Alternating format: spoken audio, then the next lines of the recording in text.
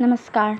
ये महाभारत कथा पूरी तरह से वेद व्यास महाभारत के ऊपर आधारित है। यदि आप इसका निरंतर श्रवण करते रहना चाहते हैं तो इस चैनल को सब्सक्राइब जरूर कर लें और आगे आने वाली सभी पॉडकास्ट के नोटिफिकेशन के लिए बेल आइकन को भी ज़रूर से प्रेस कर दें। अब हम सुनेंगे नारद जी का धृतराष्ट्र से तपस्या का महत्व बतलाना और पांडवों का धृतराष्ट्र के पास जाने की तैयारी करना।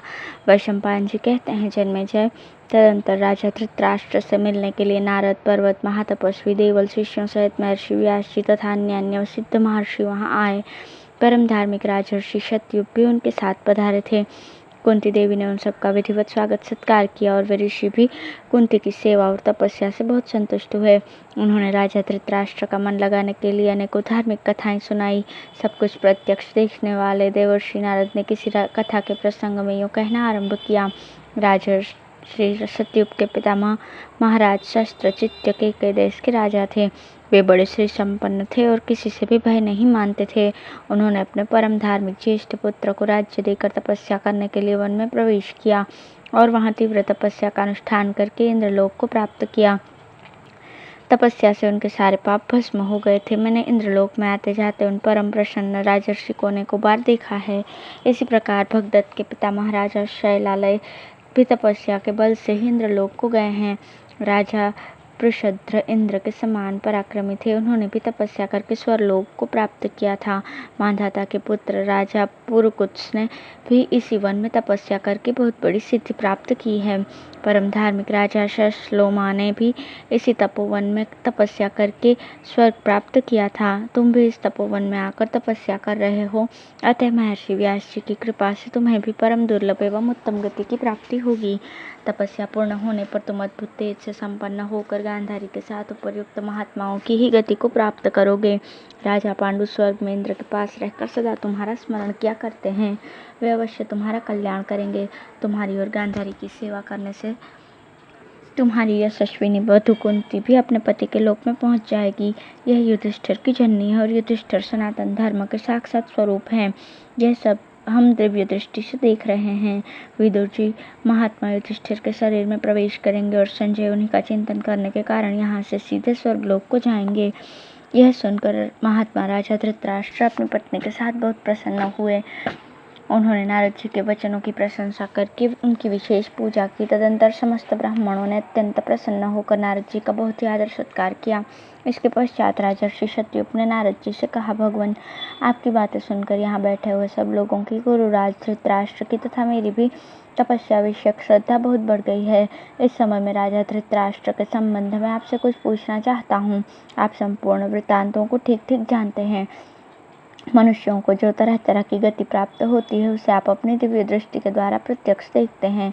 आपने अनेकों राजाओं की इंद्रलोक प्राप्ति का वर्णन किया, किंतु ये नहीं बतलाया कि ये राजा धृतराष्ट्र किस लोक को जाएंगे। इन्हें कब और किस लोक की प्राप्ति होगी, इस बात को मैं सुनना चाहता हूँ, अतः आप ठीक ठीक बताने की कृपा करें।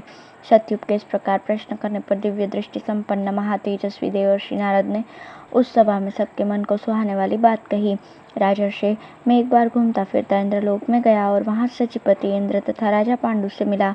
महाराजा धृतराष्ट्र की इस कठोर तपस्या के विषय में ही बात चल रही थी।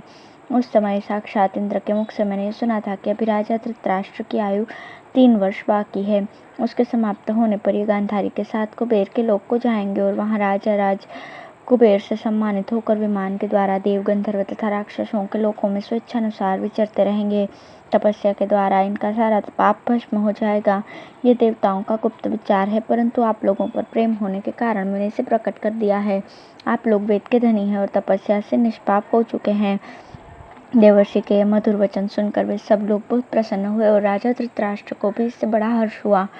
इस प्रकार वे मनीषी महर्षि गण अपनी कथाओं से धृतराष्ट्र को संतुष्ट करके सिद्ध गति का आश्रय लेकर इच्छानुसार विभिन्न स्थानों को चले गए। इधर पांडव लोग धृतराष्ट्र के वन में चले जाने से बहुत दुखी हुए।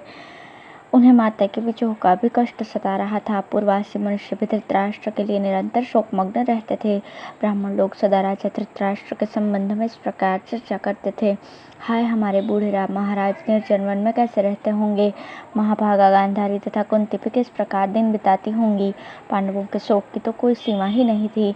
उन्हें अपनी बूढ़ी माता के लिए इतनी चिंता हुई कि वह अधिक काल तक नगर में नहीं रह सके।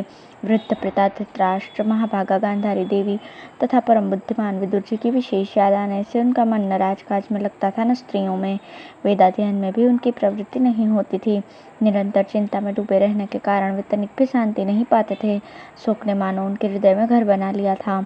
किसी भी वस्तु को पाकर वे प्रसन्न नहीं होते थे। कोई आकार वार्तालाप करता तो भी वे उसकी किसी बात पर ध्यान नहीं देते थे, मानो उनकी सुध बुध खो गई हो।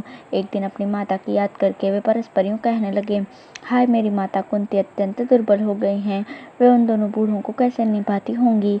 शिकारी जंतुओं से भरे हुए जंगल में आश्रयहीन राजा धृतराष्ट्र अपनी पत्नी के साथ अकेले कैसे रहते होंगे। जिनके बांधव मारे गए हैं वह महाभागा गांधारी देवी उस निर्जन वन में अपने अंधे और बूढ़े पति की सेवा किस प्रकार करती होंगी। इस प्रकार बात करते करते उनके मन में बड़ी उत्कंठा हो गई और उन्होंने धृतराष्ट्र के दर्शन की इच्छा से वन में जाने का विचार किया। उस समय सहदेव ने राजा युधिष्ठिर को प्रणाम करके कहा, भ्राता श्री, जान पड़ता है आपका मन तपोवन में जाने को उत्सुक हो रहा है। यह बड़ी खुशी की बात है। मेरी तो बहुत दिनों से वहां चलने की इच्छा थी, पर आपको संकोचवश में स्पष्ट रूप से कह नहीं पाता था।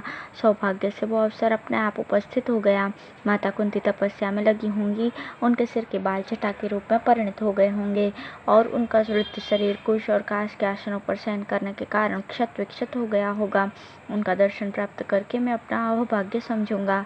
सहदेव की बात सुनकर द्रौपदी देवी राजा का सत्कार करके उन्हें प्रसन्न करती हुई बोली, स्वामी, मुझे अपनी सास के दर्शन कब होंगे? क्या वे अभी तक जीवित हैं? जीते जी उनके चरणों का दर्शन करके मुझे बड़ी प्रसन्नता होगी।